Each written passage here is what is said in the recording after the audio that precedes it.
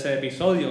Mi nombre es Moisés Río Rodríguez, de la diócesis de Mayagüez, y aquí tengo a mi compañero Jaime Javier Padilla Cruz, de la Arquidiócesis de San Juan. Bueno, Jaime, hoy en este episodio nos encontramos con un tema que a veces es un poco diverso, controversial o nos hace pensar mucho, y es Dios creador del cielo y la tierra. ¿Qué es eso del Dios creador del cielo y la tierra?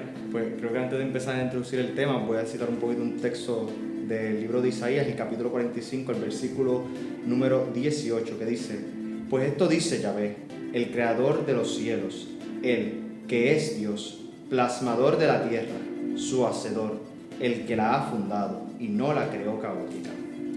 Creo que un poquito de introducción para el tema de Dios creador del cielo y la tierra, y la pregunta, pues, que es la clave, ¿por qué creó Dios el cielo y la tierra? ¿Cuál fue el propósito de ser de la creación de Dios? Eso me hace pensar un poco en unas palabras que había compartido el Papa Francisco en la Jornada Mundial de la Familia. Y el Papa Francisco le contestaba a este joven, que le había preguntado que qué hacía Dios desde su eternidad, que estaba solo, no había nada.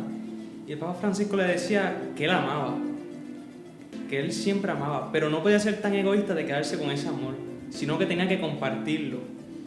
Y de esa manera fue que creó a la humanidad, a los seres, desde su amor. Es interesante porque si lo vemos desde esa perspectiva podemos aludir que Dios tiene un amor paternal, un sentido muy paterno y materno, como mencionaba el Papa Juan Pablo I. Ese amor entrañable del Padre que quiere compartir su amor con sus hijos, no se priva de sí, porque nuestro Dios no es un Dios egoísta, nuestro Dios es un Dios de amor, de infinito amor que desea compartirlo. La creación entonces vendría siendo producto de su amor. De esa manera, aquí, un poco en la búsqueda, veo que San Buenaventura escribió algo que me interesó mucho y dice así: Dios ha creado todas las cosas, no para aumentar su gloria, sino para manifestar y comunicarla. Sí, pues, la creación es producto de ese amor, ya como bien decimos anterior, ese amor entrañable del Padre. Esa creación no fue el hecho porque Dios estaba aburrido un día y le dio con crear las cosas. Decía un sacerdote que lo conocí hace un tiempo atrás, decía que si Él fuera Dios ya estuviéramos en la creación número 10.000, porque tantas veces que el hombre lo ha traicionado, ya lo hubiera destruido la humanidad entera. Pero no, nuestro Dios no es así. Nuestro Dios nos ama y sigue perseverando en la historia de nuestra humanidad. Cómo ese Dios ha transmitido ese amor por medio de los profetas, de los reyes, y a lo largo de nuestra historia ha buscado el bien de la humanidad por amor. Me viene a la mente la imagen del pelícano, cuando ve a sus criaturas cómo sufren de hambre, se entrega, se rasca en sí para darles de comer a ellos, porque el Padre no quiere ver a la creación sufrir, no quiere ver a la creación destruirse por sus propias fallas, sino que la busca en su amor, le busca entregar su amor. Es ese amor paterno, ese amor de entrega total. Un poco comentando, ¿verdad?, sobre eso, de ese amor que el Señor nos va dando. Me recuerda un poco del Antiguo Testamento, cómo se veían, ¿verdad?, los profetas que anunciaban la palabra de Dios, pero se veía como un Dios malo, como un Dios que regañaba, que era un dictador, pero era muy mal entendido, era un Dios de amor. Es que si lo vemos desde ese punto de los profetas, vemos como un Dios que se comunicaba a través de ellos, y para muchos hoy en día podría verse como un Dios, exactamente como tú lo has dicho, un Dios malo.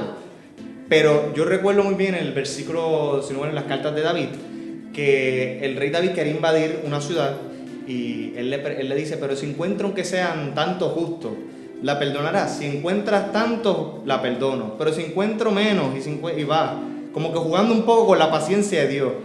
Pero no nos damos cuenta que la paciencia de Dios es divina, no es como los hombres. Dios no quiere destruir al pecador, quiere que él se arrepienta.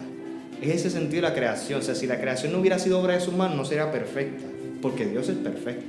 Todo lo ha creado en perfección, para obrar por el bien, para obrar entre ellos. Dios no necesitaba crearnos para llenar su gloria. Ya Dios es glorioso. Dios no necesita nuestras oraciones, en cambio nosotros sí. La obra de la creación es ejemplo para nosotros entender ese amor, esa perfección. Cuando generalmente recordar, ver las estrellas, ver el cuerpo celeste, y uno dice, si eso ya en sí es hermoso, cuán bello tiene que ser el que lo ha creado. Es como ver un cuadro de algún pintor famoso. Uno ve que tiene que ser una cosa hermosa. Ese artista, ese creador comparte su belleza, su perfección con la humanidad. Él no se la reserva para sí. En el Antiguo Testamento se pudo haber visto que Dios regañaba a los seres humanos, claro, porque se tenía esa noción de que esto es para mí, y no pensar en el otro, no pensar en los demás. Y de esa manera, ese mismo Dios que estamos hablando del Antiguo Testamento, ese Dios castigador que se ve ahí, ese Dios que en cierto modo se ve como el malo, ese mismo Dios entra en la humanidad, nace de la Virgen María para que nosotros podamos entender su amor tan grande, que se hace hombre, para que nosotros podamos entender ese amor tan grande que tiene por nosotros. Pues ese Dios que se desborda como un padre, se desborda en esa paternidad, ese sentido del Dios que se quiere entregar, que quiere demostrar su amor por medio de su Hijo. Ese es el sentido de la creación, un sentido completamente en el amor, un amor entrañable del Padre que se da para los demás. Este Cristo se encarna en la historia, se encarna en el tiempo, con el propósito de buscar la salvación de los demás, buscar la salvación de cada uno. Cuando antes vivíamos en un mundo de tinieblas, por medio de Cristo encontramos la salvación. Encontramos un camino que sí nos lleva a la cruz, pero vana sería nuestra fe si no tuviéramos la resurrección. Lo más que me llama la atención, ¿verdad?, de Cristo muriendo en la cruz es que ahí es uno de los signos más grandes de su amor. Cómo un Dios se hace hombre primero que nada y después muere por nosotros. Es algo que no comprendemos nosotros, la humanidad, porque casi siempre el ser humano está enfrascado en su egoísmo, en su yo, y no ve hacia los demás, sino que siempre uno está mirándose hacia adentro, hacia uno, pensando en uno. Y cómo este Dios muere en la cruz por todos nosotros me hace reflexionar en cómo yo estoy amando también a los demás.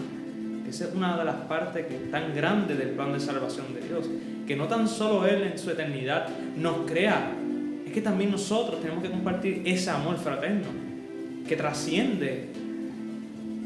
Pues ese amor es totalmente paterno, es un amor dado a los demás. Un padre siente más orgullo cuando su hijo le supera, cuando su hijo se hace más grande que su mismo padre.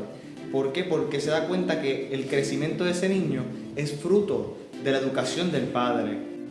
Ese amor paterno que tiene Dios para con la creación es un amor totalmente dado, es un amor completamente incomprensible por los seres humanos, porque a nosotros nos encanta ponerle cualidades humanas a Dios. Dios es amor, Dios es misericordia, pero Dios es mucho más.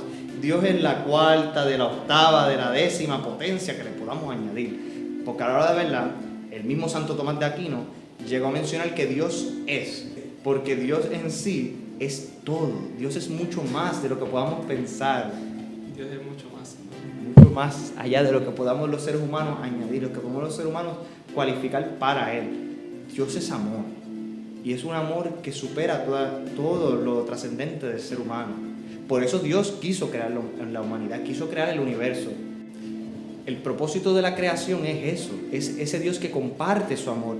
Nuestro Dios no es un Dios egoísta, es un Dios de amor, es un Dios que se da para con los demás. En otras religiones podríamos ver dioses que no le importa la creación. En cambio, nuestro Dios, el Dios verdadero, el Dios de Abraham, el Dios de Isaac, se quiso encarnar en la historia, se quiso dar en la historia, se quiso dar a la humanidad. Y ahora me pregunto, ¿y cómo nosotros hacemos para conservar eso que Dios nos ha creado? Eso que también comparte el amor de Él. Nosotros conservamos todo en cuanto nos preocupamos no solamente por el uno, sino siendo similar al pensamiento de Dios, pensando en los demás, no pensando simplemente en los que me rodean, sino pensando en la futura generación. Yo no quiero dejarle un mundo donde los sobrinos, los nietos, lo que sea, tengan un mundo devastado, sino un mundo donde se pueda seguir transmitiendo ese sentido de amor, ese sentido paterno de Dios. ¿Y qué nosotros podemos hacer desde ahora? Pues conservándolo, cuidando, no solamente el medio ambiente. Es importante, sí, pero también cuidándonos unos a los otros. Vivimos como cristianamente, vivimos en comunidad. Ese es el propósito del cristiano, no estamos hechos para vivir solos. Por eso Dios creó hombre y mujer, para vivir en conjunto, para hacer una sociedad juntos, velando unos por los otros. No tendría sentido el que Cristo se muriera en la cruz y resucitara después si nosotros no ponemos fundamento en nuestra fe, en eso, en ese amor entrañable de darnos unos a los otros. De la Sagrada Escritura se nos menciona que no hay mejor amigo que el que da la vida por otro amigo. Es eso, es ese amor. El a la hora, trabajar para el mañana, no viendo en el uno, sino viendo en los demás, en los que vienen después de nosotros. Porque si nos quedamos en un mero egoísmo, de que solo para mí y para los míos, no estaríamos siendo como Dios desde el principio de la creación, que lo ha creado todo, no para su gloria, no para Él, porque Él no necesitaba de la creación, sino para nosotros. Es ese Dios que se ha dado para nosotros. De esa manera, ¿verdad? Podemos ver que Él entra en una familia. O sea, no viene engrandecido por otras cosas que podía hacer, porque Él era Dios, sino que viene en una humilde familia, llena de amor, de esperanza, trabajando, uniéndose con las personas, con la humanidad, llevando ese amor desde la pequeñez, esa pequeñez que va trascendiendo hasta llegar a la cruz. Y así se podría culminar el culmen de nuestra historia, se encuentra en esa salvación. Yo creo que hay que también imitar el ejemplo de María Santísima, cómo ella se entregó no para ella, no para su salvación personal, sino para los demás, sabiendo que en la cultura judía una mujer que quedaba embarazada por otro hombre, en este caso fue embarazada por obra y gracia del Espíritu Santo, hubiera sido repudiada, o la hubieran asesinado. Y ella se entrega, es no verlo egoístamente, que a veces es la tendencia que tiramos los seres humanos, usando el ejemplo de María Santísima como este pilar de fortaleza para llevarnos a Jesús, porque ese es el punto de toda la vida cristiana, encontrarnos con nuestro Creador. Y el camino a la cruz es un camino que sí da dolor, como todo camino en la vida cristiana, que sí se sufre, pero tiene un fin hermoso. Yo recuerdo que un teólogo una vez nos decía que el que se vive y se disfruta una Pascua, una Cuaresma, se disfruta aún más la Pascua, porque la Pascua es el culmen de todo. Por eso tenemos que pedirle hoy a nuestra Santa Madre, María Santísima, Madre de la Divina Providencia, que interceda por nosotros, para que podamos decir un sí no egoísta, un sí no pensando en el uno, sino pensando en los demás, pensando en la creación que Dios nos ha dado para habitar en ella. Le pedimos a nuestra Madre que nos ayude y nos consuele y nos acompañe en este caminar, a siempre velar por los demás y no velar solamente por